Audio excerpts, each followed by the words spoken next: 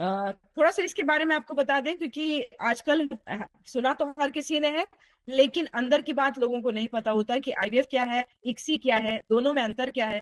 तो आईवीएफ जो होता है, इसमें एक डिश में हम अंडे को छोड़ देते हैं, और हर अंडे के हिसाब से 50,000 शुक्राणु लेकर हम उसी डिश में दोनों को, शुक्राणु और अंडों को, एक साथ छोड़ देते हैं।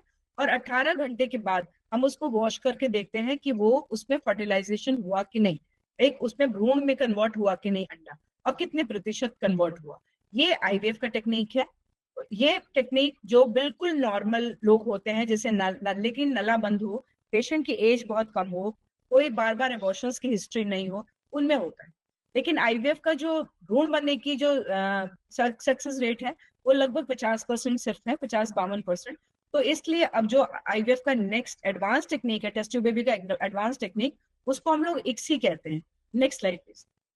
उसको इक्सी कहते हैं, इंट्रा साइटोप्लाज्मिक स्पर्म इंजेक्शन। तो उसमें क्या करते हैं कि हम अंडे को बाहर निकालते हैं सुई द्वारा, तो वो तो आईवीएफ की तरह ही होता है, लेकिन इस अंडे को हम वॉश करते हैं। जैसे आप इसको देखेंगे तो एक मीडिया होता है जिसमें हम डालकर इसके आसपास की जो सेल होते हैं वो हटा देते हैं, और इसकी मेच्योरिटी देखते हैं। जैसे ये एक बहुत ही अच्छा अंडा है, क्योंकि इसका ये बाहर की कवरिंग को हम जोना कहते हैं। एक ये छोटा पोलर बॉडी होता है और एक ये बड़ा साइटोप्लाज्म होता है। फिर हम इस सुई द्वारा स्पर्म लेकर इसके अंदर डालकर उसमें हम स्पर्म को अंदर डाल देते हैं या शुक्राणु को अंदर डाल देते हैं। इस प्रक्रिया को इक्सी बोलते हैं। ये एडवांस आईवीएफ है। इसमें जो भ्रूण बनने की चांसेस होते हैं वो 95% तक होते हैं। ठीक है।